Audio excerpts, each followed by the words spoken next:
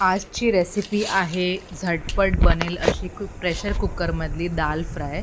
तर त्यासाठी मी ही तूर डाळ आणि मूग डाळ 3 वेळा वॉश करून पाण्यात सोक करायला ठेवली आहे. कुकरमध्ये तेल गरम करून घेतलं आहे. थोडंसं तूपसुद्धा ॲड केलं आहे. त्यामध्ये जाईल तेजपत्ता आणि 2 लवंग. त्यानंतर जाईल मिरची आणि त्यानंतर जाईल उभा कापलेला कांदा. कांदा परतून झाला की त्यात टोमॅटो ॲड केला आहे आणि टोमॅटो शिजत आला की त्यामध्ये आपण जी सोक केलेली डाळ आहे ती ॲड केली आहे. डाळीच्या थोडंसं जास्तच किंवा डबल अमाऊंट आपण पाणी टाकलं आहे.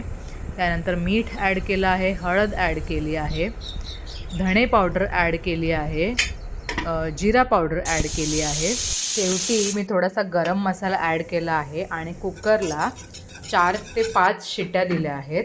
आणि त्यानंतर कुकर थंड झाल्यावरती आपण त्याला फोडणी देणार आहोत तुपाची, ज्याच्यामध्ये जाईल जिरं, मोहरी, हिंग, ठेचलेला खूप सारा लसूण आणि खूप सारा कढीपत्ता आणि त्यानंतर घरचा लाल मसाला टाकून आपण ही फोडणी छान मिक्स करून कुकरमध्ये ॲड करणार आहोत.